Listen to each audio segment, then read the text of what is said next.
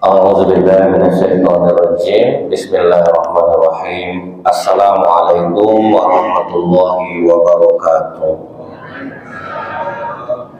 Innal hamdalillah nahmaduhu wa nasta'inu wa nastaghfiruh wa na'udzu billahi min syururi anfusina wa min sayyiati a'malina.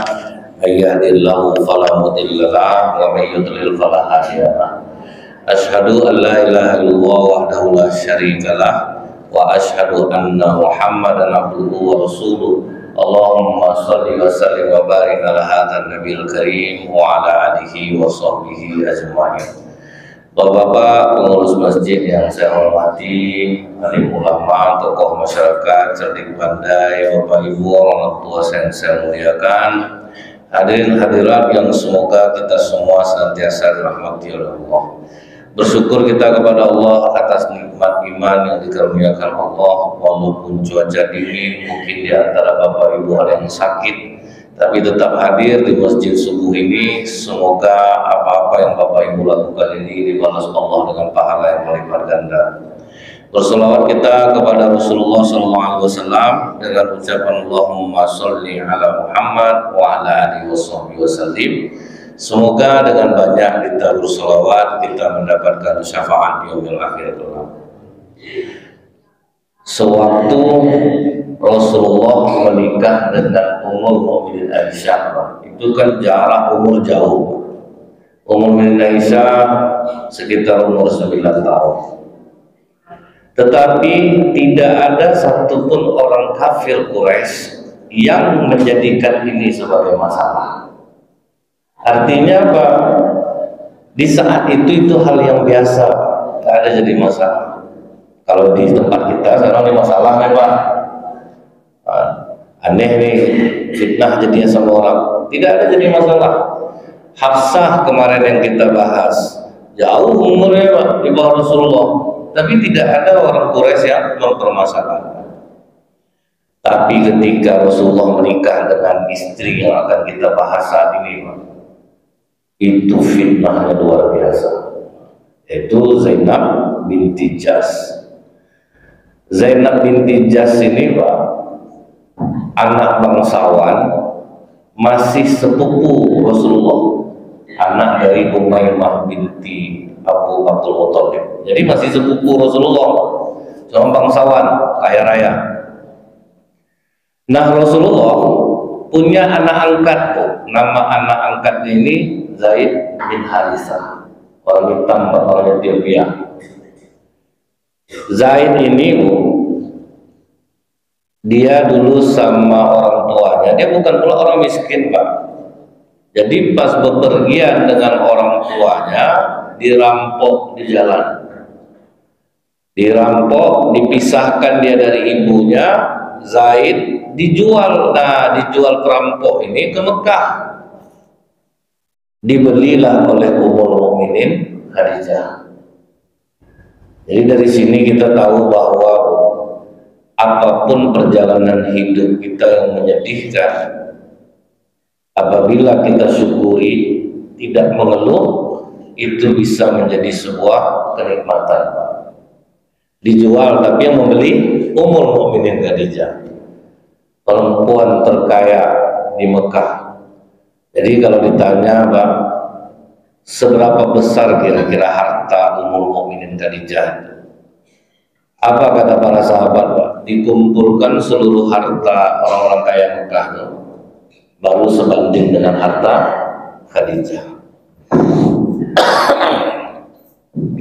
Begitulah kekayaan Khadijah. Dibelinya lah Zaid bin Harithah Pak. Nah waktu menikah dengan Rasulullah, Zaid ini tetap bersama Rasulullah. Nah Rasulullah Pak sayang betul sama Zaid ini, sayang betul Rasulullah. Setelah Zaid kira-kira berumur 15 tahun, datang bapak dan pamannya dari Ethiopia mencari Pak. Jadi cari-carinya informasi, dapatlah info bahwa anaknya itu di rumah seseorang yang bernama Muhammad. Datanglah, senang hati paman sama ayah Zaid nih, karena dengar dari orang Zaid ini berada di rumah orang yang paling baik di Mekah, paling kaya di Mekah. Nah, pas paman sama bapaknya datang, Zaid sedang keluar. Jadi apa kata pamannya ini maaf ya Pak ya, saya batuk-batuk. Bukan karena haus, janganlah, ini nak mancing-mancing air sebetulnya, memang batuk. Enggak mau. Maklumlah Pak, hujan ya Pak ya, hujan panas enggak, tapi kalau dikasih saya ambil.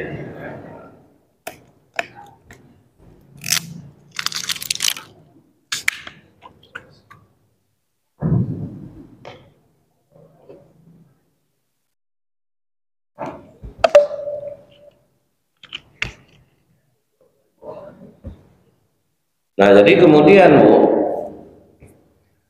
apa kata ayah Zaid nih? Kami bersyukur betul Muhammad, ternyata anak kami berada dalam pengasuhan orang sepertimu. Aku sudah nanya ke orang-orang Mekah ini tadi, betapa beruntungnya anakku dapat tempat tinggal dan bekerja di rumah kalian. Jadi Muhammad, aku ayah Zaid, ini pamannya, datang kemari ingin menjemput anak kami. Tapi jangan segan-segan Muhammad, sebutkan saja harganya biar kami tebus. Nah, jadi rencana menebus anaknya nih. Rasulullah udah terlanjur sayang sama Zaid nih Pak. Kata Rasulullah, ginilah, pakailah cara lain. Terkejut ayah Zaid, cara yang seperti apa Muhammad? Setahu aku cara kita ini ada dua, ditebus dengan harga mahal atau dibebaskan cuma-cuma. Kita suruh aja Zaid memilih, tak usah kalian tebus. Kalau Zaid memilih ayah dan pamannya, bawalah. Tapi kalau dia memilih aku, tolong lepaskan dia kepadaku. Nah, ini cukup adil nih Muhammad. Ayah Zaid ini udah percaya diri nih Pak. Sudah sekian lama tidak ketemu anaknya, pasti anaknya milih dia. Pas Zaid pulang, langsung kata Rasulullah, Zaid, ini ayah kandungmu dan ini paman. Wah, melepas rindu lah Zaid, nangis-nangis berpuluh tahun tidak ketemu orang tua, dari kecil lagi. Jadi gini Zaid, maksud ayah dan pamanmu datang ke sini, dia mau membawamu pulang. Ayahmu ingin menebus hargamu kepadaku, tapi aku tidak mau. Semua keputusan kami serahkan kepadamu Zaid. Kalau kau memilih ayah dan pamanmu, silahkan pulang. Kalau kau memilih aku, kau tahu bagaimana sayangnya aku kepadamu. Jadi Rasulullah itu Bu, sama karyawan itu dianggap keluarga Pak. Nah, ini yang seharusnya yang ditiru umat Islam nih Pak. Ini karyawan itu pergi-pergi dibuatnya Pak, nggak tanggung, rajin sembahyang lagi, kalau zikir terkejam-kejam matanya, yang kerja sama dia memohon-mohon semua Pak. Bentuk yang baik itu tak, kalau nyumbang di masjid nggak tanggung banyak, yang kami karyawan azab. Jadi kadang hilang rasa simpati saya Pak ya. Begitu tahu seperti itu kan sedih kita ya Pak. Di masjid bukan main, nolong Pak. Asal ada orang susah, apa masalah, bantu. Kadang bukan tidak sedih kami disuruhnya ngambil duit. Ambil duit, saya mau bantu orang, kita ngantar. Sementara kami tidur di rumah dia, kipas anginnya tidak boleh hidup. Minum air putih tidak boleh. Dia kerja sama dia tuh betul-betul digaji sehari, betul-betul sehari itu harus kerja Pak. Nggak di toko aja disuruh nyuci mobil, nyapu rumah, pokoknya nggak mau rugi dia. Akan dahsyat tuh Pak kan. Jadi ternyata di sini kenapa orang tidak mengambil cara Rasulullah ini, menganggap karyawannya itu adalah bagian dari keluarganya sendiri. Tapi sebelum mengambil bagian dari keluarga sendiri itu tengok juga karyawannya Pak. Kadang memang ada parah kelakuannya Pak, dibaikkan menjadilah kelakuannya. diamalkan betul, Pak, ya udahlah, anggap karyawati saudara, dibantai nenekkan kaki ke meja nanti mana keluarga. Tidaklah ada sopan santunnya. Jadi Rasulullah itu caranya bagaimana, Bu? Udah lama sama dia, udah dipantaunya, ditengok-tengoknya, baru dianggap keluarga. Jadi diperlakukan memang baik, tapi mana yang rasanya patut kita ambil. Kadang betul kata orang tua nih ya, Bu, ya, buat baik itu berpada-pada. Nah, jadi bukan tidak salah kita berbuat baik, tapi berpada-pada. Tengok-tengok betul, setelah lolos seleksinya, Pak, baru kita. Nah, Rasulullah tidak gegabah, Bu. Jadi dia sayang sama Zaid nih. Akhirnya apa kata Zaid? Engkau wahai ayah Muhammad. Nah, panggil ayah ke Rasulullah. Karena waktu itu Rasulullah belum jadi nabi. Telah melebihi ayah dan pamanku sekaligus. Jadi aku lebih memilih hidup bersamamu daripada aku harus ikut ayah dan pamanku. Oh, di situ agak marah ayahnya, Pak.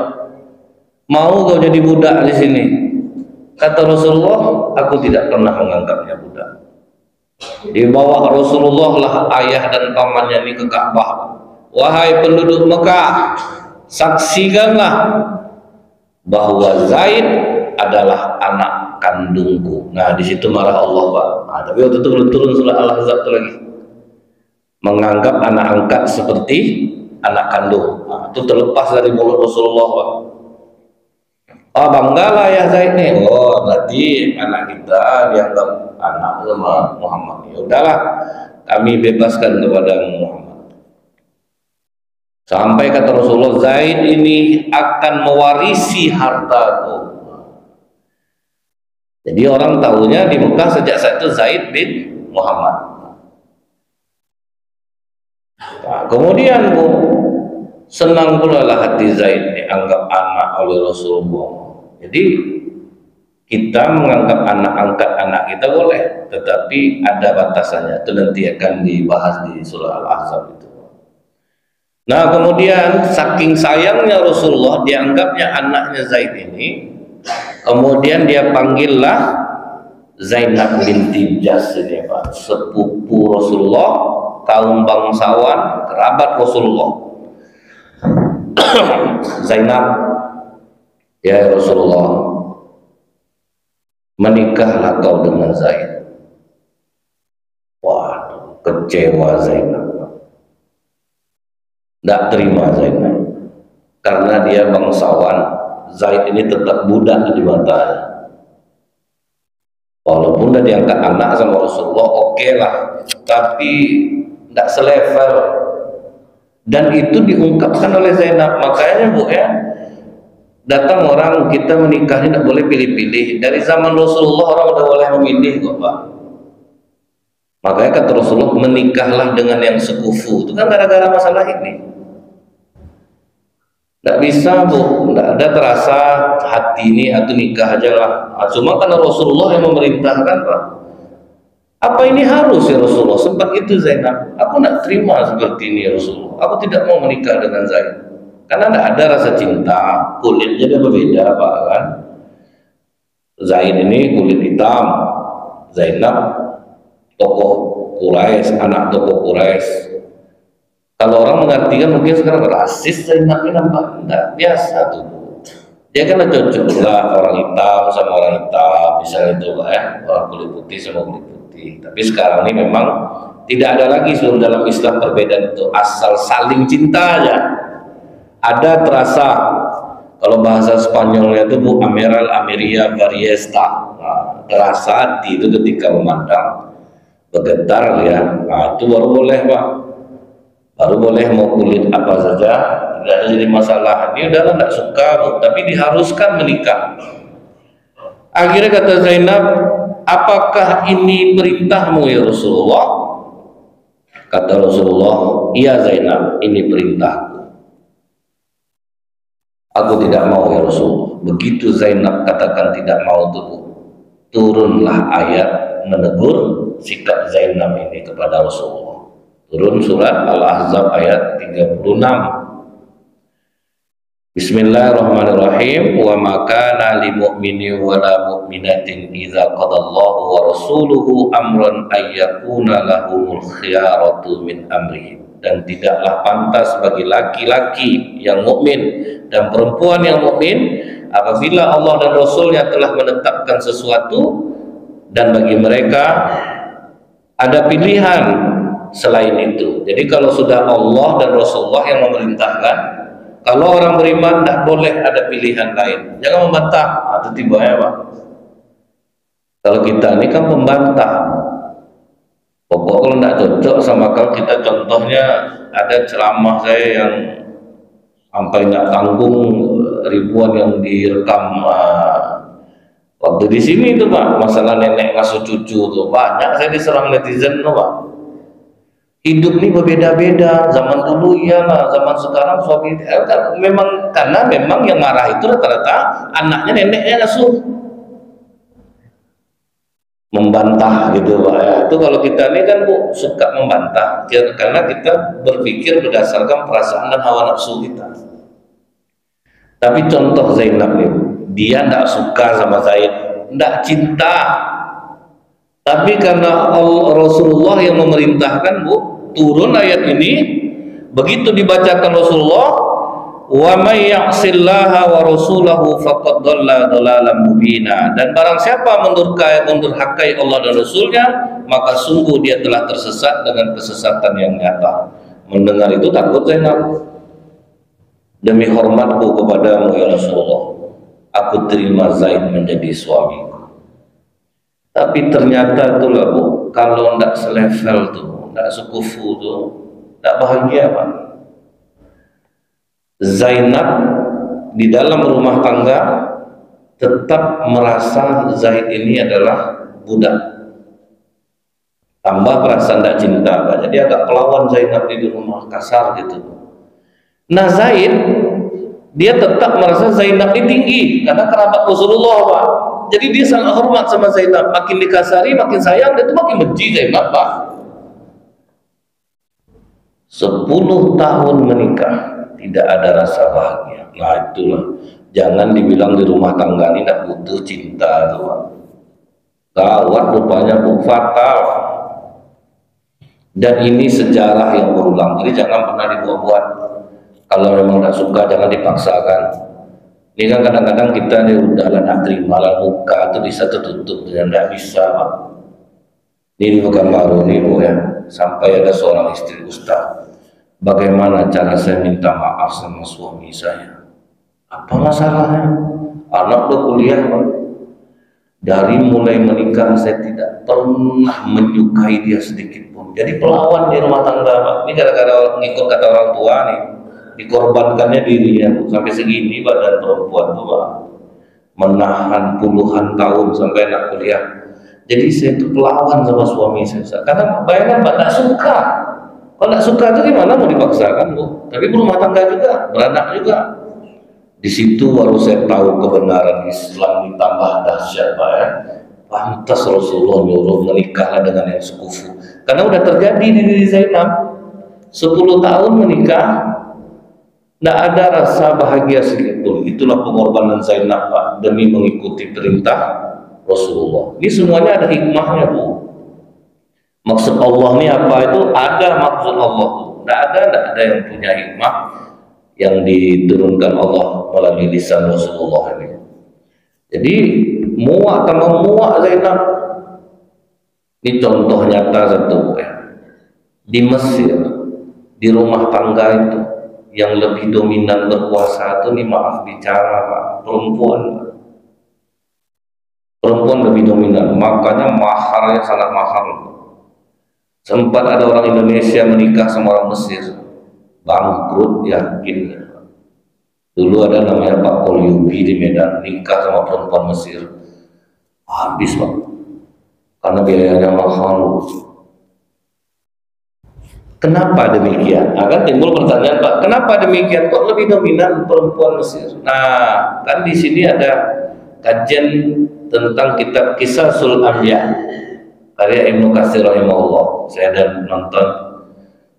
Ustadz Mahdi kalau tidak salah saya membahas masalah kisah Sulambia, atau sudah sampai ke masalah itu atau tidak. Nah jadi Bu ya, sewaktu Fir'aun mengejar Musa, kan Fir'aun ini pemimpin Mesir Kipti, Pak. Jadi sewaktu memburu Nabi Musa, semua laki-laki Mesir dari mulai orang bawah sampai bangsawan semuanya mengejar Nabi Musa. Jadi Nabi Musa 600.000 dikejar 1.600.000 orang. Semua laki-laki Mesir itu keluar, tinggal budak-budak lagi yang tinggal, Pak. Nah semua yang mengejar Nabi Musa kan mati, Pak, di Laut Merah. Jadi budak nikah sama bangsawan Makkah, tetap sampai sekarang tuh akhirnya seperti itu jadinya, Pak. Perempuannya merasa lebih tinggi daripada laki-laki. Akan lama jadinya tuh, lama Bu, sampai sekarang ini nih, Pak. Gara-gara apa? Karena laki-laki budak dulu yang dinikahi. Jadi ada laki-laki lain lagi, Pak. Tentu laki-laki yang biasa lagi dinikahi, karena semua bangsawan keluar. Nah itulah resikonya, Bu, tinggi ternyata.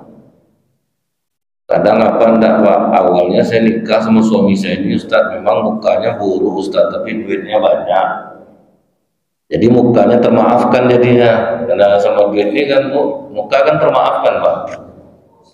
Tapi setelah berumah tangga, lama-lama enak juga, Pak, akhirnya benci nengok muka suami itu. Nah ternyata Bu, wajar aja Rasulullah mengatakan dinikahi perempuan karena cantiknya. Pertama itu cantiknya, kalau laki-laki tampannya. Jadi Islam tidak menutup itu, ternyata rupanya wajah inilah yang mengundang selera itu, Pak. Wajah itulah. Saya ingat Bu, banjir di Jakarta, ada nenek-nenek di atas atap, nggak mau turun, Pak. Turunlah Nek, kata bahasa rendah, aku mau sama yang ganteng tadi itu, mana dia, Bang? Nenek aja memilih, Pak. Biarlah dia tidak turun. Itu kan sempat lucu loh tuh, Pak. Kata cari di YouTube masih jumpa tuh, Bu. Nenek hanya mau turun dari atas atap, ditolong oleh Basarnas ganteng. Ah, itu tuh, Pak. Memilih, Pak, nenek-nenek tahu.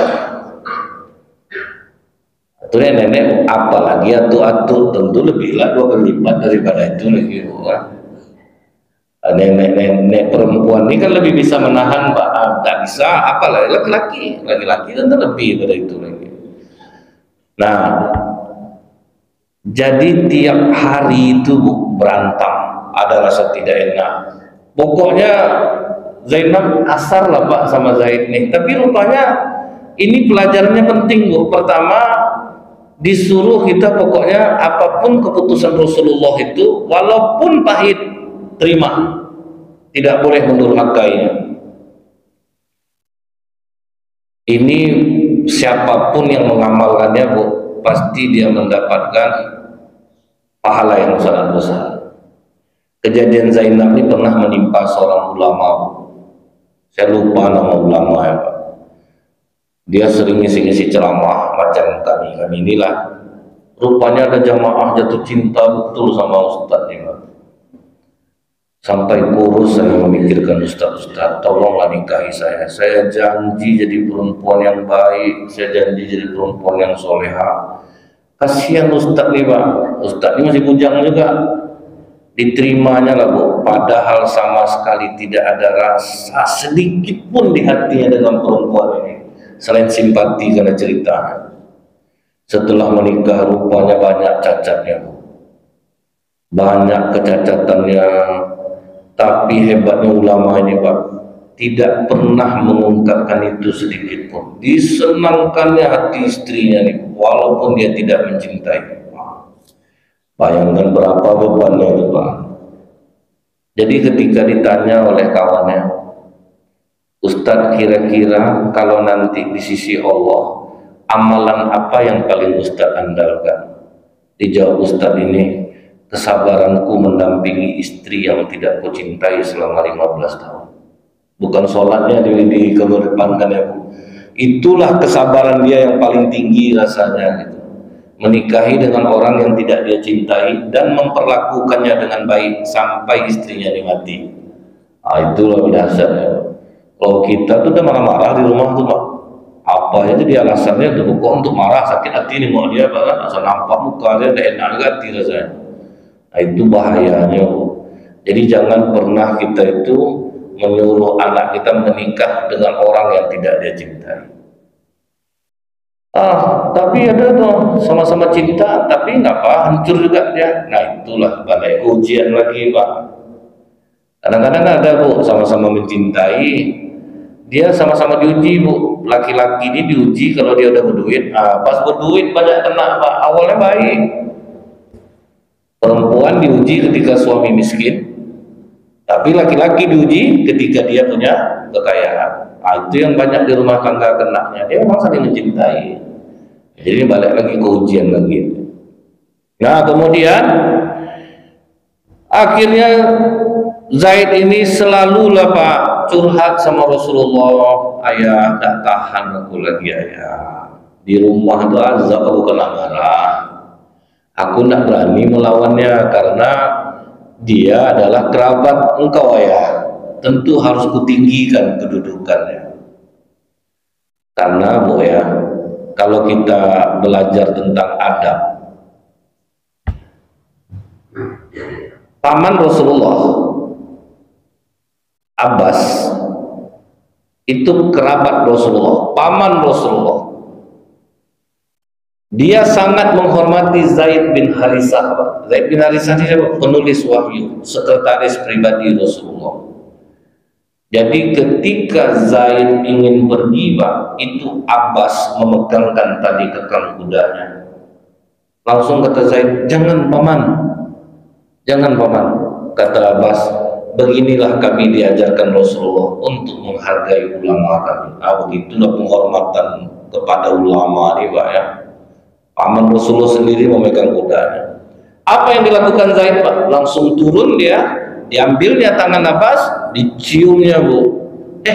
Kenapa kau lakukan ini? Kata Abbas, begini pula lah kami diajarkan oleh Rasulullah untuk menghargai keluarga. Jadi mencium tangan, menghormati orang itu biasa Pak. Cuman ada sebagian orang marah, dia tidak boleh cium tangan tuh, tidak boleh tunduk kepada manusia, tunduk kepada Allah. Akhirnya kadang-kadangan gaya ya Pak. Lewat seorang tidak ada gini Pak, gini gitu Pak. Tidak boleh tunduk sama manusia.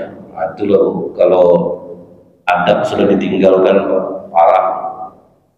Nah, jadi makanya Zaid karena ini keluarga Rasulullah dihormatinya. Rupanya Bu, setelah Zaid cerita, turun malaikat Jibril. Muhammad, Allah akan menikahkanmu dengan Zainab. Di situ ketakutan Rasulullah. Tidak mungkin Jibril, apa kata orang nanti? Inilah satu-satunya yang paling ditakuti Rasulullah Pak. Kalau menikahi Aisyah, tidak ada masalah. Menikahi Hafsah, tidak ada masalah. Tapi begitu kata Jibril, kau akan dinikahkan Allah dengan Zainab, bangkit takut Rasulullah Pak. Hancur, pasti banyak yang murtad umat Islam nanti. Anak angkat aku nikahi dia udah sama seperti anak kandung aku. Haram nih hukumnya Jibril. Tapi tetap Rasulullah mengatakan kepada Zaid, tahan-tahan ya Zaid ya, jangan sampai pisah ya. Karena Rasulullah takut Pak. Nanti apa kata orang menikahi anak angkat sendiri. Disembunyikan oleh Rasulullah berita Jibril itu, disupportnya Zaid, sabar ya Zaid, tahan-tahanlah kau sama istri kau. Rupanya kira Zaid tidak tahan lagi, tidak bisa ya. Waduh, itu gemetar Rasulullah. Begitu sudah bisa, bergetar Rasulullah rasanya. Akhirnya setelah habis masa iddah Zainab, turunlah surat Al-Ahzab ayat 37-38. Marah Allah kepada Rasulullah. Ketika kamu berkata kepada orang yang Allah telah limpahkan nikmat kepadanya dan kepadamu, maksudnya melimpahkan nikmat kepada Zaid, hidup bersamamu, tahanlah terus istrimu dan bertakwalah kepada Allah. Langsung diingat Allah, disindir Allah Pak. Kau bilang ke anak angkat kau tahanlah, tapi kau sembunyikan apa yang ingin aku tampakkan, kata Allah. Kan disembunyikan Rasulullah Pak, berita dari Jibril bahwa dia akan menikahi Zainab. Kau sembunyikan apa yang mau kami tampakkan. Kau takut kepada manusia Muhammad, Allah yang lebih berhak kamu takuti. Kan marah Allah nih Pak. Nggak perlu kau dengarkan kata-kata orang ini, aku yang perlu kau takuti. Itulah Bu ya, Rasulullah itu apa kata Mukminin Aisyah, andaikan boleh ayat disembunyikan, inilah ayat yang akan disembunyikan oleh Rasulullah. Begitulah Bu, marah Allah. Kau pikirkan omongan manusia, kau tidak takut sama aku. Kemudian apa kata Allah lagi Bu? Setelah Zaid mengakhiri keperluannya, setelah diceraikan Zainab, aku kawinkan engkau dengan Zainab. Jadi Bu ya, Rasulullah dengan Zainab itu tidak pakai ijab kabul, karena langsung Allah yang menikahkan. Itu keistimewaannya. Kesabaran Zainab, kepatuhannya kepada Rasulullah, dikasih Allah hadiah. Allah langsung yang menikahi Zainab. Makanya Bu, tidak ada istri Rasulullah yang lain berani sama Zainab. Kalian, kata Zainab, bapak kalian yang menikahkan kalian, tapi aku, Allah yang menikahkan. Bangga dia Bu, bangga dia Pak, satu-satunya istri Rasulullah yang Allah langsung menikahkan dari langit melalui surah Al-Ahzab ini Bu. Kemudian kami kawinkan kamu dengannya agar tidak ada keberatan bagi orang mukmin untuk mengawini istri anak-anak angkat mereka, apalagi anak itu telah menyelesaikan keperluannya. Maksudnya sudah selesai, dia sudah habis masa iddahnya. Tidak ada, jangan takut-takut nikah istri anak angkat, karena anak angkat bukan anak kandung. Itu yang lebih diingat dulu. Jangan sampai gara-gara anak angkat pas menikahkannya dia perempuan, dia adibinkannya ke dia Pak, berdosa Bu. Jadi melalui ayat ini, surah Al-Ahzab ini, Allah ingin kasih tahu anak angkat bukan anak kandung. Jadi orang kafir waktu itu sudah menyebarkan fitnah, tidak ada perempuan lain lagi sampai istri anak. Parah betul Muhammad nih, anak angkatnya pun dimakannya juga istrinya. Itu yang dipikirkan Rasulullah waktu itu Pak. Baru ditegaskan oleh Allah bahwa anak angkat bukanlah anak kandung. Barulah Bu, terserah orang mau ngomong apa, menikah Rasulullah dengan Zainab. Dan yang melamarkan siapa Pak? Zaid. Jadi sahabat Rasulullah itu Bu, hatinya lapang-lapang semua Pak, tidak ada masalah sama dia. Rasulullah yang menugaskan, Zaid, kau katakan kepada Zainab bahwa aku ingin menikahinya. Baik ayah. Pergi Pak. Kalau kita tuh mau parah kayak awak dibantai juga istri awak luar. Tapi enggak. Datang Zaid ke rumah Zainab Bu. Zainab, aku ada kabar bagus untukmu. Kabar apa? Rasulullah ingin menikahi dirimu. Apa kata Zaid? Tidak nyangka aku reaksi Zainab seperti itu. Apa reaksi Zainab Bu? Tunggu dulu, aku istiqoroh dulu. Tidak ditampakkannya di depan Zaid rasa senang, sama aja, biasa aja. Sholat sunat dia 2 rakaat, tak lama sudah tuh datang Rasulullah, Zainab, Allah telah menikahkanmu dengan diriku. Melalui ayat itu, nah langsung lah Bu, diadakan langsung pesta, makan-makanlah apa yang ada aja waktu itu dimakan. Nah ramailah sahabat yang datang. Bagi orang-orang beriman tidak ada masalah Pak. Orang kafir yang sibuk menggembar-gembor. Pokoknya difitnah lah. Tidak usah itu lagi Bu. Waktu Ustaz Abdul Somad bercerai aja Pak, heboh di Indonesia nih, Pak. Apa tuh? Ustaz apa tuh? Udah dialami Pak. Ini sejarah berulang sebetulnya Bu. Orang akan mencari titik lemah. Orang kan tidak tahu apa masalah yang sebenarnya Pak. Sampai banyak lah yang memaki-maki Ustaz Zainal, Ustaz Abdul Somad. Sampai saya bilang, ibu-ibu, jangan tanya saya Bu. Tentu Ustaz Abdul Somad lah yang tahu. Itulah Ustaz, kalau anak umur 40 ini kan tidak panik, supaya dia anak gadis kecil lah yang dipilihnya. Kan tidak anak ibu loh kan, ibu itu aja anaknya senang hatinya Pak ya sama puas. Ini macam anak dia, kadang saya heran dengan ibu-ibu nih Bu, orang yang nikah dia yang sibuk, kan tidak suami ibu loh kan.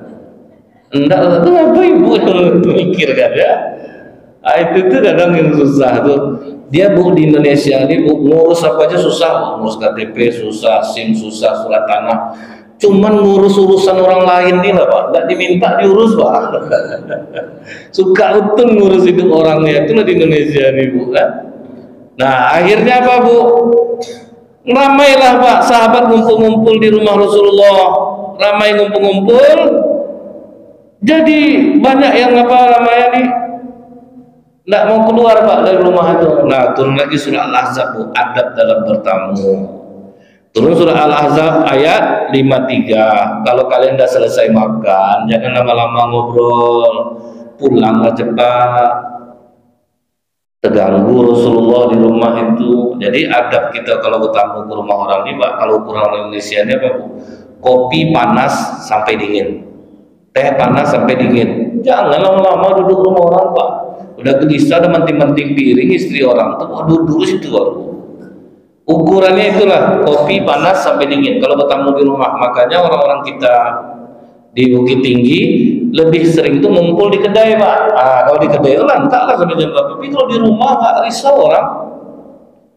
Tambahlah kopi lagi, orang udah mau guling-guling nonton TV, rumah orang nggak privasi Pak. Lama-lama bertamu. Jadi inilah pelajaran dari Zainab ini. Sampai kata Ummul Mukminin Aisyah, Bu, aku tidak menutup diri. Istri Rasulullah yang paling bertakwa adalah Zainab. Yang paling banyak sedekah adalah Zainab. Yang paling kuat menjalin hubungan silaturahmi adalah Zainab. Bahkan ketika Ummul Mukminin Aisyah difitnah selingkuh dengan Safwan bin Mu'attal, hanya Zainab yang tidak ikut campur Pak. Itulah kehebatan Zainab yang tidak ditutup oleh Aisyah. Bagaimana baiknya Zainab ini. Jadi kata Rasulullah, di antara kalian yang paling duluan menyusulmu adalah yang paling panjang tangannya. Jadi suruh istri Rasulullah mengukur tangan Pak. Rupanya tidak lama sudah itu meninggal Zainab, baru tahu istri Rasulullah. Maksud Rasulullah itu yang panjang tangannya adalah yang paling banyak sedekah. Kalau kita bahasa panjang tangan ini memang miring juga, panjang tangan maling. Tapi kalau dari Rasulullah panjang tangan itu adalah orang yang suka berderma. Insya Allah akan kita sambung kembali ya. Ya Bu.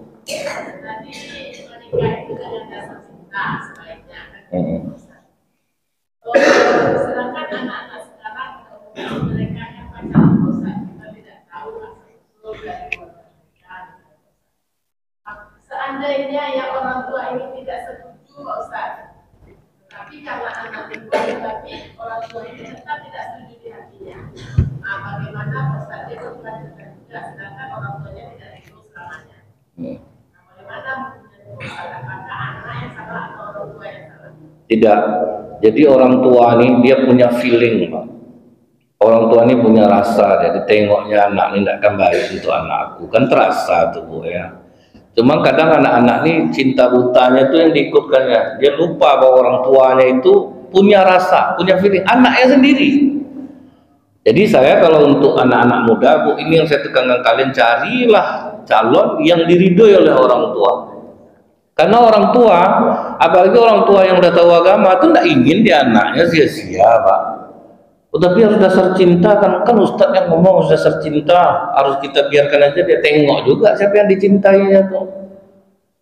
Ini yang dicintainya yang enggak aja Pak, nyakitin kepala orang tua ya. Saya ada nengok Bu menantu marga Penandehan Pak, mertua kayak Pak. Dia orang Minang tuh, saya bilang satu-satunya orang Minang yang mau marga kamu inilah Penandehan. Azab mertua dibuatnya Pak. Jadi kalau ketemu mertua diam aja Pak. Sakit kepala nengok menantu ya. Dia udah terasa sebetulnya. Cuman anak mau juga. Jadi saya justru menyarankan ke anak-anak kalau kajian anak-anak SMA Bu, carilah yang diridhoi oleh orang tua. Kalau orang tua udah ridho, insya Allah walaupun tidak cinta paling bahagia. Biasanya tidak terlalu jauh-jauh, orang tua tentu tahu lah dia Pak. Kecuali orang tua yang tidak tahu agama Bu, dia nengok harta aja Pak. Nikah aku sama dia, dengar kata Ustadz tuh, dengar kata orang tua, walaupun dia buruk duit banyak, nanti kau berkalung, mama belikan handphone baru. Itu yang tidak boleh.